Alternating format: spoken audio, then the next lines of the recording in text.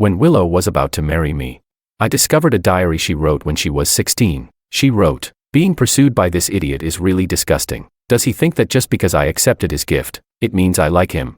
How shameless." I was utterly shocked. I had thought that her agreeing to my pursuit was a mutual affection, leading to a happy ending. But in the end, it was all just a lie. Chapter 1. The summer night had a hint of coolness. Willow didn't say a word when she stepped into the house. I took off my coat and sat down beside her. Mrs. Lu handed me a cup of tea, signaling for me to relax. She turned to Willow and said, "You and George have been together for 7 years. If you don't want to marry him, just break up with him already. The house is bought, the furniture is all in place, and you've been silent for so long. Do you want to get married or not? George not urging you is because he's patient, not an excuse for your selfishness." Mrs. Lu's face turned red with anger. She paused for a moment and continued, "Why aren't you speaking?" I quickly reassured her. "It's fine, Mrs. Lu. Really, there's no rush." She sighed and turned her head. "How can it be, no rush? This girl is stringing you along, and it's just too much. I really don't understand. What is she trying to do?" Willow, fidgeting with her nails, kept a cold expression throughout,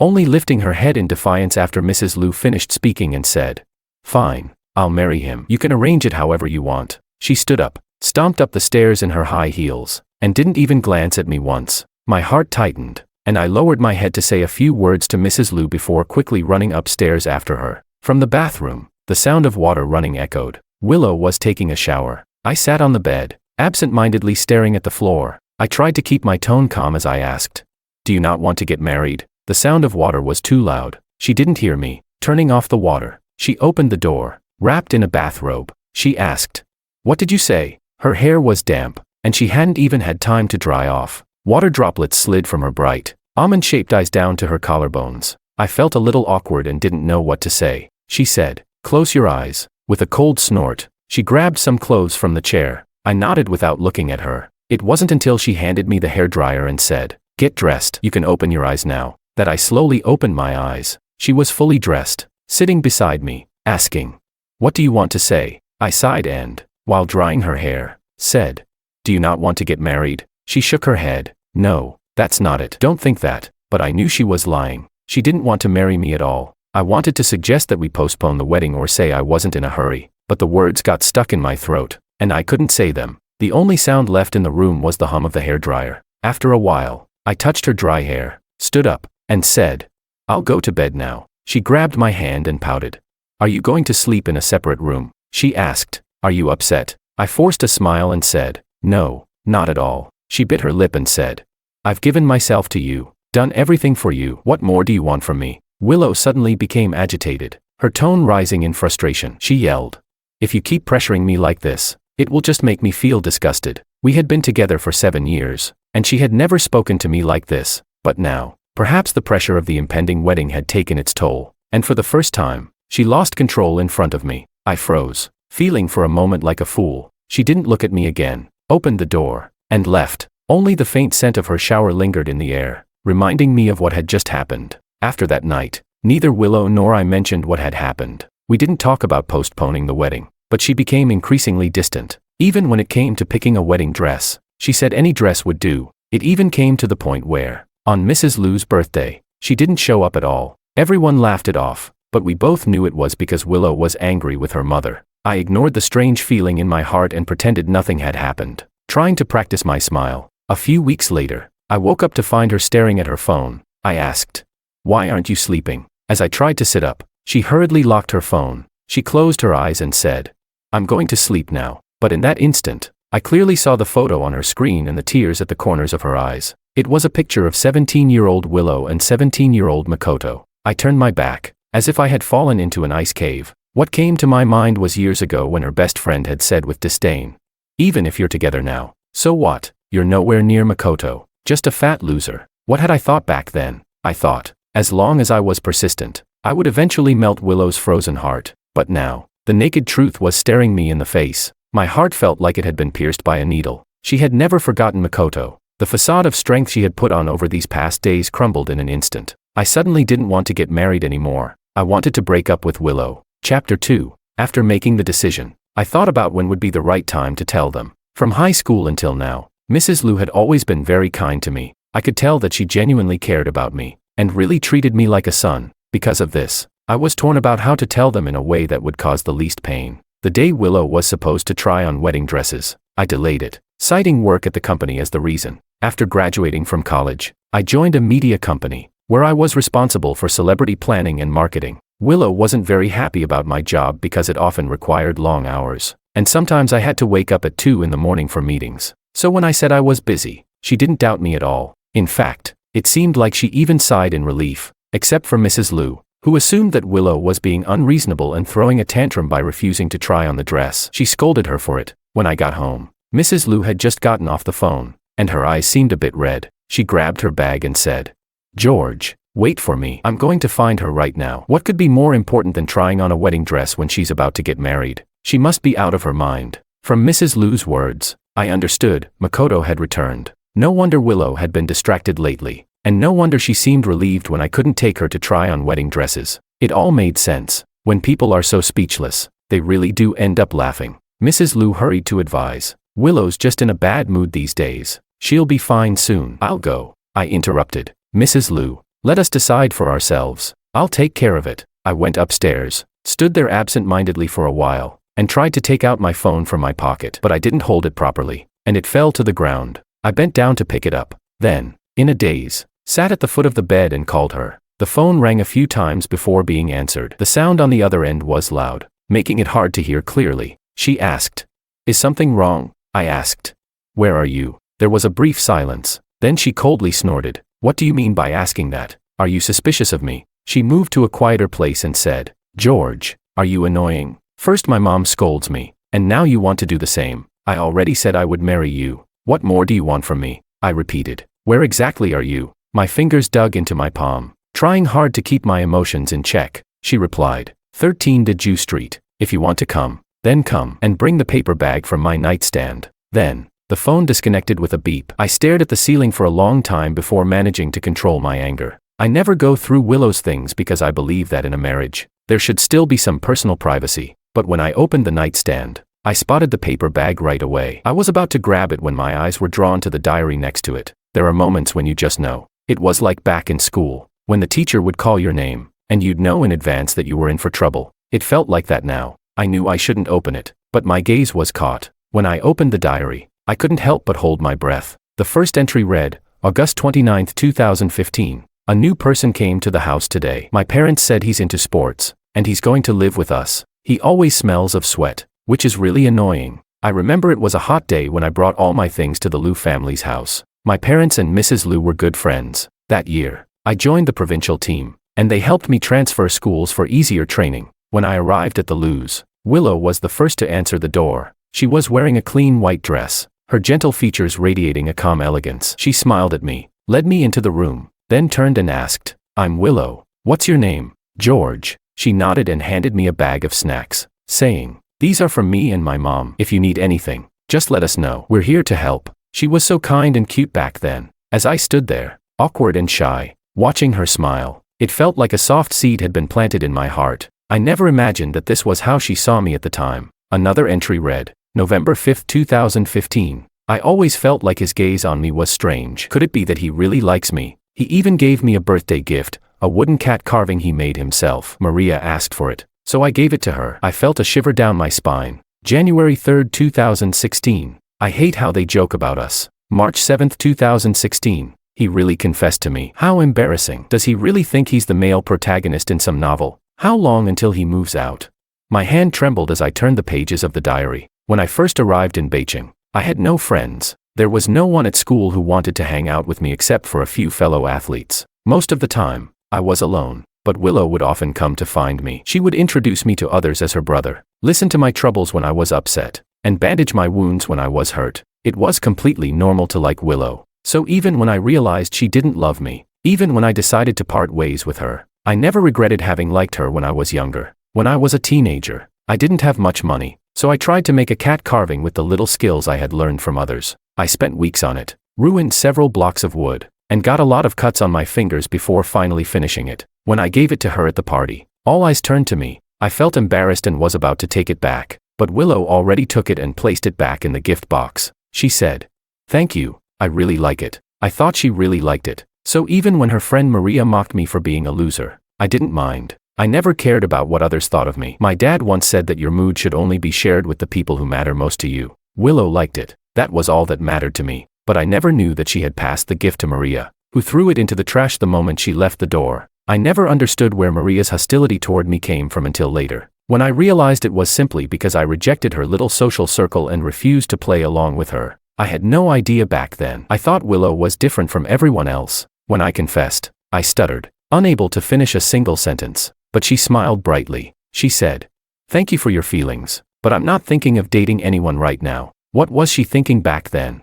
I gritted my teeth, forcing myself to keep reading. April 9, 2016. He seems to have misunderstood me. He can't seriously think that just because I accepted his gift, I would like him. Right. I can't even stand the sight of him. I decided to find a boyfriend so he would give up. I couldn't help but laugh. For the first time, I realized how laughable my emotions were. How cheap. How insignificant. She could have just told me. If she had, I wouldn't have gone near her. I saved every penny of my allowance to buy her things she wanted. Why? On the one hand, would she hint at wanting things she couldn't afford, yet happily accept my gifts, while on the other hand, write down things like this?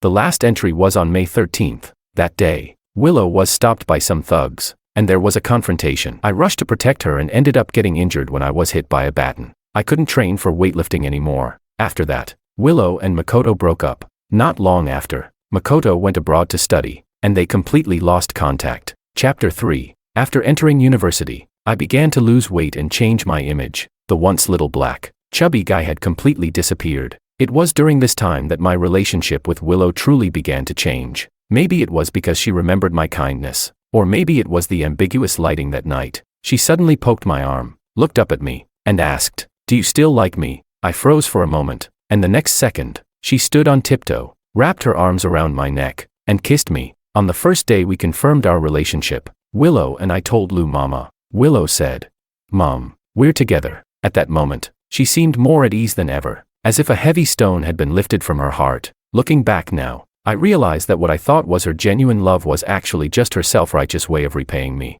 I snapped back to reality, grabbed my things, and left. When I arrived at the location, I saw Willow through the door, sitting with Maria and several other men, drinking and singing. Willow waved her hand to refuse one man's request to sing, while Maria, as usual, stirred the pot, saying, "Willow, relax. Now that Makoto is back, why don't you break up with George? You didn't really fall for him, did you?" I still remember the first time I saw him. He was so dark and fat, such a fool, handing you that ugly wooden sculpture. It nearly made me gag. Willow replied, "Are you annoying?" She put down the microphone, about to say something, when the door suddenly opened from the outside. Everyone in the room froze. Willow looked slightly flustered for a moment, but seeing me standing there as usual, she calmed down. I handed her the paper bag and said, "Here's what you asked for." "Thank you." She paused, about to explain something. When she saw the diary in my hand, I asked, "Was it fun?" I couldn't control my emotions, and I snapped, "Was it fun, Willow?" I slammed the diary on the floor. She remained still, her eyes filled with panic. She seemed to want to grab my arm but was quickly avoided. Maria stepped forward and shoved me, saying, "Are you crazy?" The sound of a slap echoed as I struck Maria across the face. I angrily scolded her. "Who do you think you are? I'm talking to her. What are you interrupting for? I've put up with you for so long, you nasty bitch. For years you've been talking behind my back, calling me fat, a loser, and self-important. I've heard enough of that crap. So what if I'm a weightlifter? Is it so shameful that I gained weight for my profession? Who the hell do you think you are to look down on me? My parents have never criticized my weight or appearance. What are you, then? Go look in the mirror and stop pretending to be some socialite. You're just a little thug." Willow's shadow. "The thing I find the most disgusting is how you've clung to me like a damn leech for all these years. If you didn't know better, you'd think I dug up your family's tomb." My eyes were bloodshot with rage. Maria stood frozen, looking hurt but not saying a word. Willow grabbed my arm and said, "George, calm down." I shoved her away and gritted my teeth. "I've been calm enough." I picked up the diary from the floor and opened it, showing it to her. The more I read, the paler Willow's face became. She muttered, "Let me explain." "Explain what?" "Break up." I laughed, my gaze full of venom. "Honestly, just thinking about it makes me sick." I turned without looking back and walked out. Willow tried to chase after me but I stopped her. I asked, "Are you chasing me because you want to marry me?" She stood frozen in place,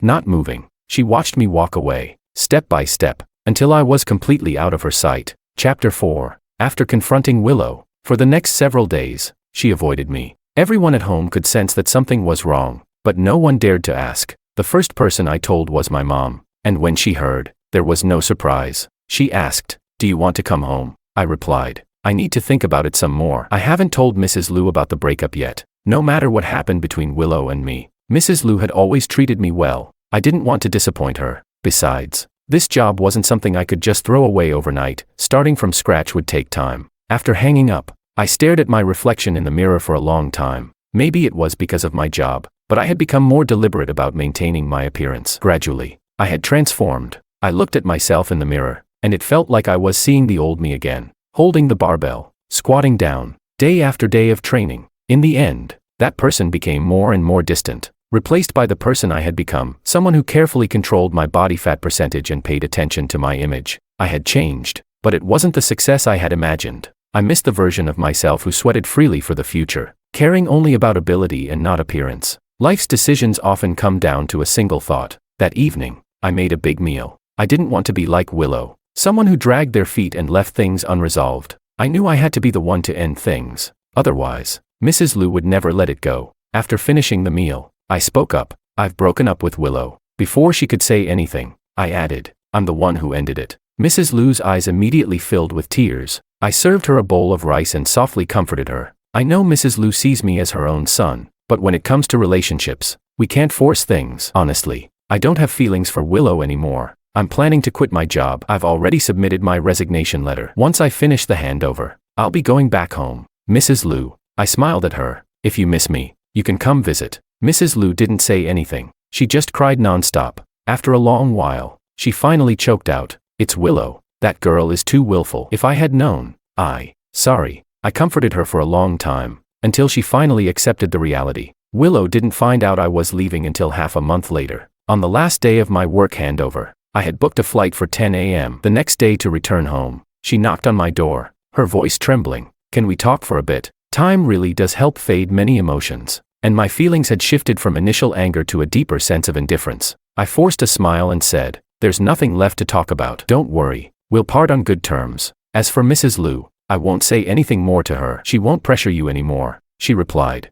"That's not what I meant." I opened the door. Willow met my gaze, a look of melancholy on her face. She seemed to have not slept well for some time, her exhaustion showing clearly. She asked, "What time is your flight tomorrow? Can I come with you?" "Up to you." With that, I shut the door. The next day, Willow and I went to the airport together. I agreed because, well, it would be the last time. Even for Mrs. Liu's sake, I didn't want things to get too awkward. After getting out of the car, I grabbed my luggage and was about to leave. She instinctively grabbed the handle. We tugged at it for a while, and I lost patience, my eyes cold. She lowered her gaze in guilt and slowly released her grip. She said, "Don't forget to keep in touch." I scoffed and walked away without looking back. Before boarding the plane, the first thing I did was block Willow's number. Cutting ties completely was the best outcome for us. Chapter 5. After returning home, the first thing I did was sleep for 3 days and nights straight. My hometown is nothing like the big city. Its pace is always slow, so slow. After the wedding was called off, no one from my relatives asked too many questions. They just kept telling me to go out and take a walk when I had nothing to do.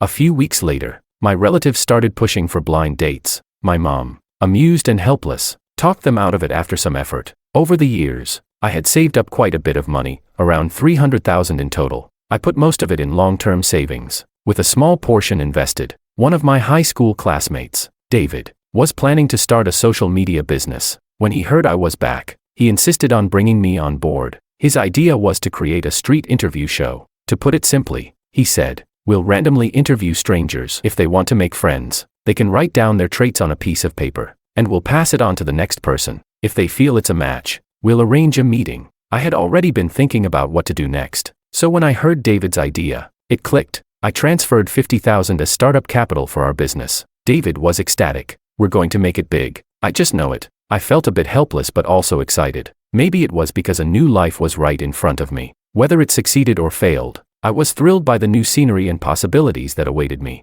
After preparing to start our social media venture, we began planning the first shoot. Our first location was the University District, where we randomly grabbed a few passers-by, but the response was lukewarm. So, we decided to try filming at a primary school. This time, it went much smoother. There's always less tension when working with younger kids. After the shoot, we planned to grab a bite. Suddenly, David tapped me on the shoulder. There's a pretty girl over there. Not far from us, under the shade of a tree, stood a girl in a white dress. She had a slender figure and a fresh, innocent look. It seemed like she had been watching us for a while. She walked over and, with slightly flushed cheeks, asked, "Hey, is this a social platform?" She handed me her phone and asked, "Can I get to know you?" Just as she spoke, my phone dinged with a new message. It was from an unfamiliar number. The message contained a photo of Willow and Makoto holding hands. The text read, "They're together now." Without a doubt, I knew who it was from. A surge of anger rose within me. I quickly replied, "Want another slap?" After sending the message, I blocked Maria's number. David noticed my sudden shift in mood and quietly asked, "What's wrong?" I replied, "Nothing. Just ran into an idiot." As soon as the words left my mouth, I looked up at the girl in front of me and quickly added, "I'm not talking about you." The girl wasn't offended. She smiled softly and said, "I know." She handed me her phone again and said, "My name's Anna." Chapter 6. After exchanging contact information, I returned home and learned, through my mom's hesitant words, that my meeting with Anna wasn't coincidental. We were actually middle school classmates. I dug through my box of old school memorabilia and found the graduation photo. After a few attempts, I finally recognized the small, skinny girl in the corner of the photo as the one standing before me today. To be honest, I had no memory of her at all. My mom said, "You see, her name is Anna. She might have had a crush on you back then. After all these years, you two meet again. It's like fate, sparking something between you two." I was speechless. One of life's greatest illusions is thinking, "She likes me." I made that mistake with Willow once, and I'm not about to fall into the same trap twice. I opened Anna's profile and sent her a message. I wrote, "So, turns out we were middle school classmates." She was typing for a while, deleting, and then finally responded, "You don't mind, do you?" I replied, "What would I mind?" She responded, "Well then, can we hang out more often?" She followed up with, "I don't really have any friends around here." Over the next little while, Anna would randomly pop up in my messages. Eventually, she started helping us with video recording for our project. Her personality was interesting, lively, kind, and energetic. She could strike up a conversation with anyone, even elderly people in their 80s. As for my mom, she was even more enthusiastic. One time, when they met, she insisted on bringing Anna home for dinner. I was speechless and said, "You've changed. You're not the same as the first time I saw you." She didn't quite catch on at first. When she realized I was referring to her transformation from a quiet, pure girl into a lively, friendly girl next door, she tucked a strand of hair behind her ear and said with a proud smile, "Because I think first impressions are important." I laughed and shook my head. I wasn't a complete fool. I understood what she meant, but I wasn't looking to start a new relationship. So, I directly told her my thoughts. That day, she came to me holding her orange tabby cat and said, "Look, this cat used to have no one to adopt it. Everyone thought orange cats eat too much and get fat too easily, so no one wanted to take it in. It was so pitiful, all alone." I nodded in agreement, moved by the sentiment. She continued, "So I took it in and even made sure it had the right food. It's such a small act, but it makes the cat so happy. Isn't that a good deed?" I couldn't find anything to say in response. It was as if some invisible force was keeping me from agreeing. She went on, "And I've been here for so many years with no friends. It's just me and the cat every day. Nothing but the cat. Doesn't that seem lonely? Shouldn't good people be rewarded?" I asked, "So, what are you asking?" She hesitated for a moment before saying, "So, can you be my first friend? Just consider it a good deed on your part." The world seemed to fall silent. The moonlight shone dimly on the girl in front of me. She was clearly nervous, almost as if every second of my hesitation was sealing her fate. I took the cat from her, looked at her, and typed into my phone, "Hello, new friend." Anna smiled. Chapter 7. I received a message from Willow 2 months later. She had a new phone and reached out to me. I had blocked her, but she kept changing numbers. One time, I accidentally picked up, but neither of us spoke. My patience was running out. I said, "Willow, can you stop bothering me?" Her voice was quiet when she replied, "Mom really misses you. When are you coming back to see her?" The mention of Lou's mom softened my heart a little. During this time, she had occasionally sent me money, probably worried about me losing my job and not having financial security. When I refused to accept it, she started sending me health recipes. I remembered how she had done the same thing when I first arrived at Lou's house, trying different ways to take care of me, cooking meals for me. When I was sick, it was Lou's mom who stayed up all night to look after me. I couldn't be cruel to her. So even though I hated Willow, I couldn't bring myself to be completely heartless. Seeing that I had softened a little, Willow seized the opportunity. "What if I come see you?" I interrupted her. "Aren't you back together with Makoto?" There was a brief silence on the other end of the line. I sneered, Is this how you are with every boyfriend? Always thinking about your ex while with your current partner? I sighed deeply. Willow, don't you think you're pathetic? After that night, Willow remained quiet for a long time. I thought our issues were over. But then I unexpectedly ran into Maria in this small, four-tiered city. Anna and I had just left the university town when we saw a figure holding a sun umbrella, walking towards us with an exaggerated, almost pretentious air. When that face appeared, my smile instantly disappeared. She asked, "Got a new girlfriend?" She snorted and said to Anna, "You know, he used to be really disgusting." Before she could finish, Anna slapped her hard across the face. Maria immediately raised her hand to retaliate, but I stepped in to block her. Someone nearby called the police. Since it was mutual fighting, we eventually signed a settlement agreement and left. Maria, holding her face, gave me a defiant eye roll. I walked up to her and directly blocked her path. "Are you sick?" She snorted. "Yeah, I'm sick. What about it?" She stepped closer, bit her lip lightly, and looked up at me. I quickly took a step back. She turned her head and said, "Willow and Makoto broke up. She still can't get over you. I thought you should know, so I came to tell you. You really don't get it, do you? You can't appreciate someone's good intentions." I stared at her with a blank expression. She frowned slightly, but I could barely detect it. I took Anna's hand, and she blinked in surprise. When she realized what I was doing, she squeezed my hand in return. I just wanted to leave, not noticing Anna's red ears or Maria's pale face. "Hey," Maria called after me again, slowly speaking. "If you get back together with Willow, I promise I won't talk bad about you to her anymore." I replied. "You crazy woman, go take your meds." A few months passed before I finally sent Willow a message. I wrote, "Keep your dog on a leash." Chapter 8. Perhaps I was too angry. That night, I had a rare dream about high school. I was placed in the advanced class, where most students were high achievers, but I was always at the bottom. I was big and bulky, with dark skin and a chubby face, so there were many rumors about me. People mocked and ridiculed me everywhere. The class monitor once said, "Look at him. He's clearly a thug. I bet he's been in plenty of fights. He'll definitely end up at the bottom of society. Just a waste of national resources. A garbage machine." But one time, when I went to the bathroom, I caught the class monitor being cornered by a group of bullies, and they were making fun of him while pulling down his pants. When he saw me, he immediately gave me a pleading look. I hesitated for a moment, but sighed and walked over. In front of everyone, I said, "Please move aside. I need to use the restroom." I wasn't a saint. I had already informed the school security, and that was all I could do. To my surprise, later on, the class monitor turned on me and told the teacher that I was the leader of the bullies who humiliated him.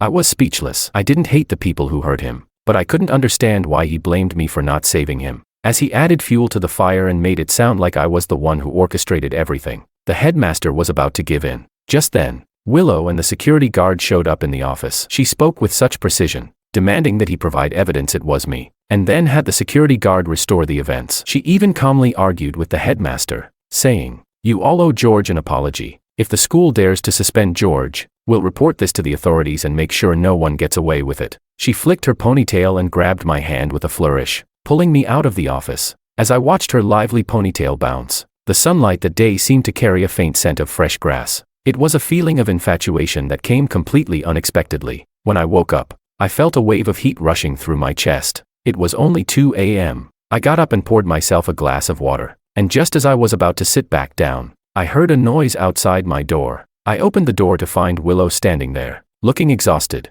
leaning against the wall. The cold wind had tousled her hair, and her face was pale. She looked like she had lost weight. When she saw me, her unfocused gaze gradually cleared, but the next second, the door shut. I lay back in bed, and my phone buzzed with a new message from her. She wrote, "I'm sorry about Maria. I've fallen out with her, and she won't bother you again." After a pause, she added, "I broke up with Makoto." Chapter 9. Willow settled in South City for a short time. Every time I went downstairs, she was waiting outside. When I came back at night, she was still standing there. I ignored her. My parents ignored her too. My dad said, "People should have self-respect, but you can't stop a dog from wanting to guard the house." My mom replied, "It's not even her house." During this time, the media work I had been doing started to show some results, and I could gradually pick up small ads. David and I were working harder than ever. We almost stretched a day into 2. I was running around in a frenzy, racking my brain for new ideas. But as the saying goes, when happiness peaks, disaster follows. I didn't see the road clearly and was grazed by a car. David supported me and asked, "Are you okay?" Anna had already darted off like the wind. She came back, holding a big bag of medicine, and David teased her about it. Her breath still hadn't settled, but her sparkling eyes were on me. Is it okay? I frowned and asked. What? She said. Let me bandage it for you. In the end, I didn't let Anna help. I found a chair nearby and treated the wound myself. Filming ended earlier than expected, and Anna insisted on driving me home. I handed her the keys, but she drove like a turtle, constantly looking around as if she didn't know how to drive. What usually took half an hour stretched into an hour and a half. When we finally arrived home, she naturally hooked her arm around mine to support me, but the next moment, as I took a step, I froze. Willow was leaning against the wall, staring directly at me. Her face was pale, and her mouth was moving. She took a step toward me. Anna noticed something was off and looked down at me, asking softly, "Is that the person you don't like?" I replied. Yes. I ignored her and walked past, but Willow grabbed the corner of my shirt. My gaze turned cold as I looked at her. She snapped back to her senses and let go of my shirt. She looked down at my foot and asked, "Have you put on the medicine?" I responded with nothing but silence. The door shut in her face once again, like all the countless times before. No response. After closing the door, the sound of sizzling in the kitchen came from the other room. My mom's eyes lit up when she saw Anna. She said, "Anna, stay for dinner." Anna hesitated and glanced at me. I nodded and said, "Don't be shy. It's rare for my mom to be so enthusiastic. You'll have to eat a lot." She smiled happily, a hint of dimples at the corners of her mouth. I asked her, "Aren't you curious who she is?" She said, "I guessed, but it's not important." She leaned in closer and whispered, "If you don't like her, then she's not important." After dinner, it was already 9 o'clock. The moon had risen. I saw her off downstairs. As soon as I opened the door, my mom's smile faded. She said, "It's a bit scary, standing here so late." Anna looked at Willow and gave a knowing smile, saying, "Goodbye, Mrs. Liu." After sending her out, I reminded Anna to call me when she got home. But then, Anna pressed close to me and said, looking pitiful, "Can I have a hug? Like just a normal friend's hug?" I nodded and gave her a gentle hug, but in the next moment, Anna was pulled away. Willow yanked her, raising her hand as if to slap her. I gritted my teeth and shouted, "Willow." She froze, her eyes reddened. I couldn't understand the look on her face. She had wanted to break up with me, but now, she was acting like this. Anna hid behind me, saying, "George, she's really scary." Willow, not giving up, asked, "Who is she?" "Your girlfriend." I put a hand on my forehead and said, "Willow, we've broken up." She replied, "I know." Her voice faltered, and tears streamed down her face. She sobbed, her words coming out in a messy, broken way. "But I regret it. I regret it, George," I responded.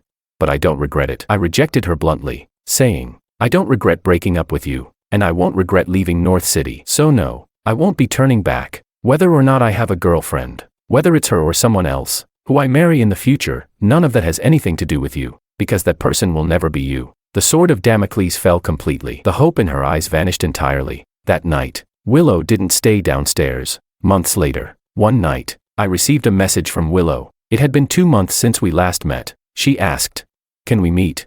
Just to say goodbye." This time, I replied, "Okay." Outside the window, it began to snow lightly, the world draped in silver. Before I knew it, this year seemed to be coming to an end. It was an end, and yet, a beginning. Chapter 10. I arranged to meet Willow at a nearby cafe. Thick snow covered the ground, and the sanitation workers were already out early. When I stepped outside, the only marks left on the road were the tire tracks. The snow on the sidewalk hadn't been fully cleared, and the top layer had turned to ice. I kicked it lightly, and what looked like hard snow quickly scattered. I couldn't help but chuckle, but the smile quickly froze as I saw Willow standing not far away, her gaze fixed on me. For a brief moment, it felt like I was back in high school. Winter snow, my favorite thing was building snowballs and then kicking them away. Willow opened the window and called out, "Mom says come upstairs for dinner." "Okay," I smiled back, then turned and ran back into the house. When I walked over to her, Willow sighed softly in my ear. "I thought we were really back in the past." She gave a bitter smile and said,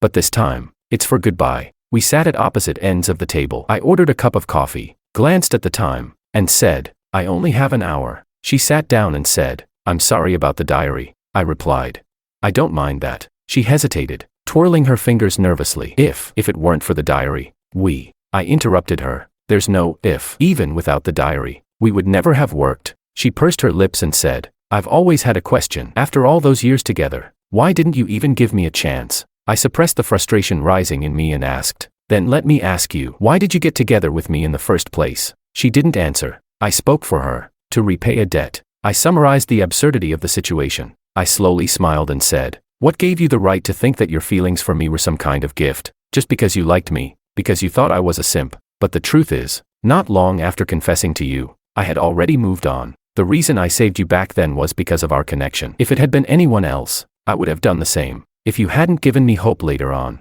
I would have moved on quickly and started a new life. I treated you well because I thought you deserved it. That's why I treated you well. I lowered my head and stirred my coffee, unable to stop myself from smiling. I said, "Willow, love may be beautiful, but it hasn't yet become big enough to ruin someone's life. Even without you, I would still be living my life well. What I care about is that you had so many chances to tell me you didn't love me, but instead, you chose the worst possible way to tie us together. You wasted 7 years of your life. You wasted mine too." Willow suddenly stood up, her eyes full of panic, trying to explain but not knowing where to start. She closed her eyes, her tear-filled eyes looking down. "No, it's me. It's my fault," I asked.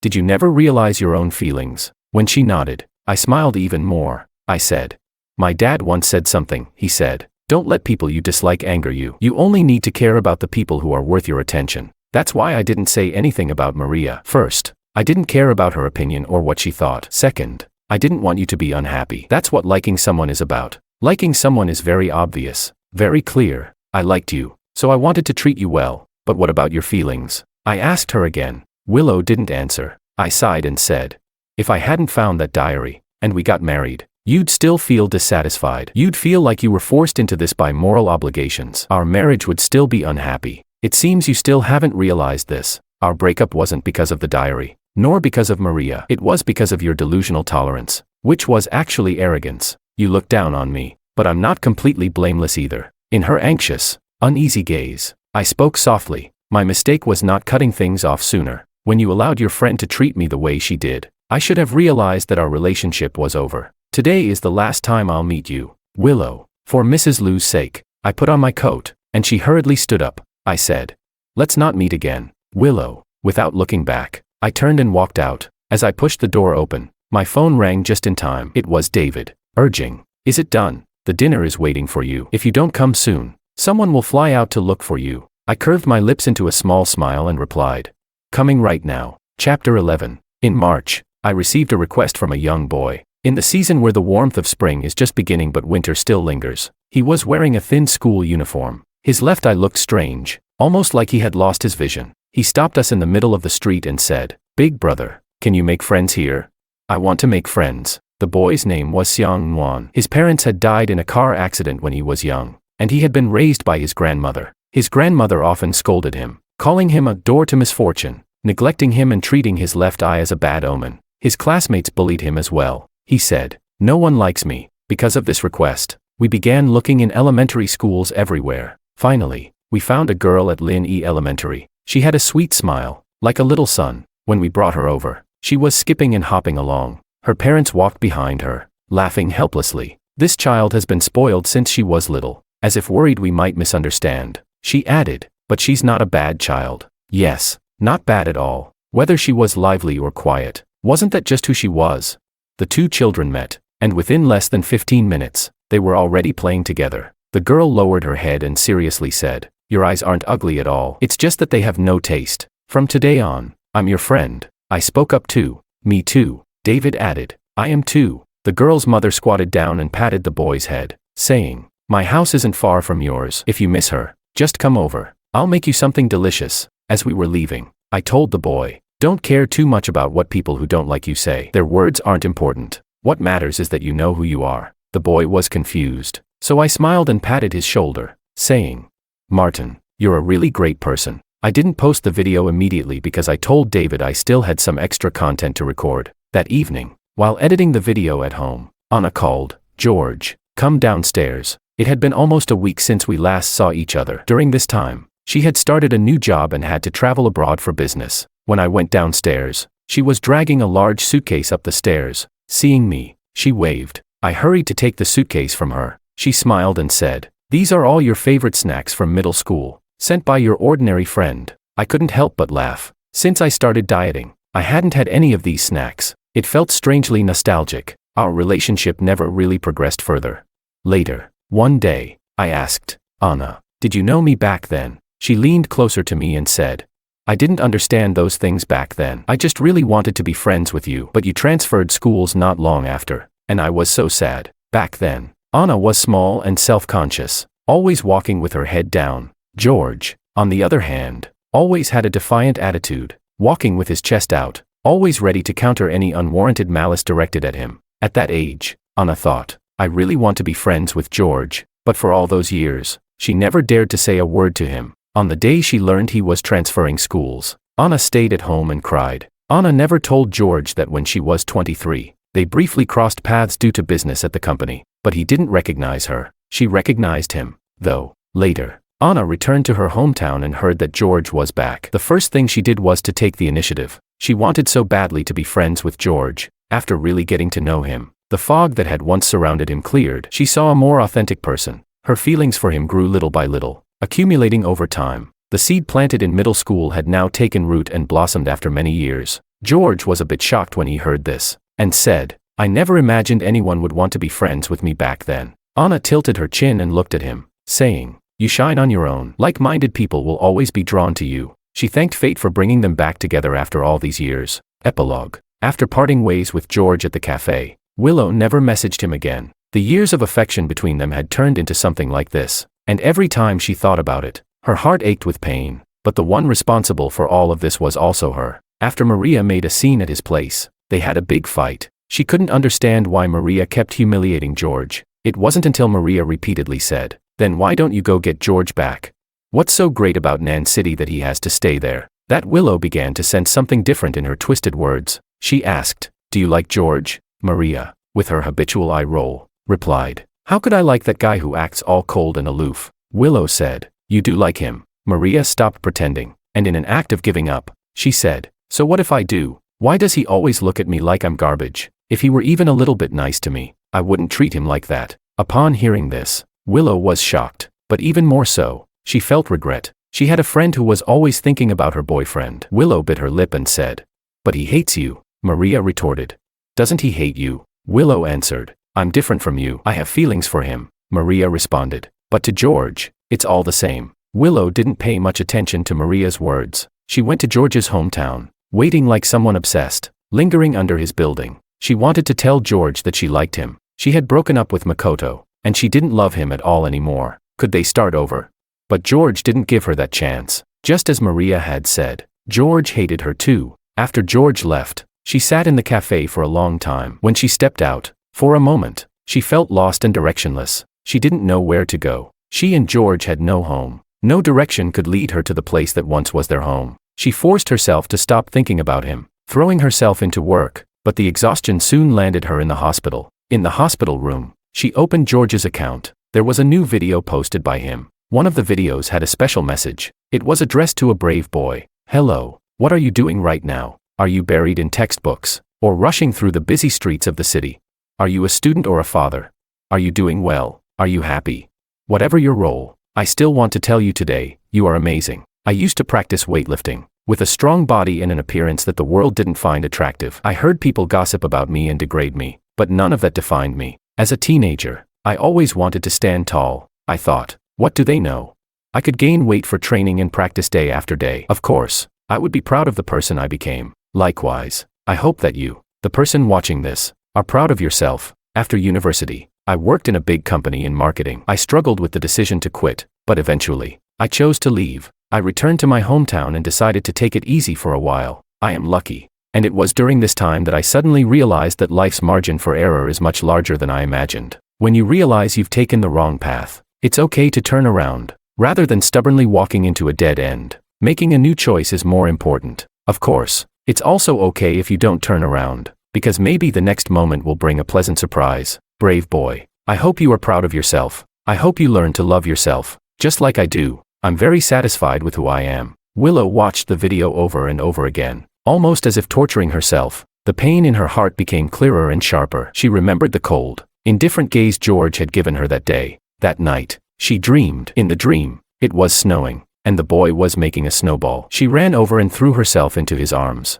George, she whispered. The boy lowered his head, his eyes bright and warm. Willow said, Goodbye. In the dream, Willow said her final farewell to George. In the dream, it was the most beautiful season of life. But in reality, many years had passed, and everything had changed. It turned out that long ago, she should have said goodbye with dignity. She understood too late. She had let down both her and George's youth.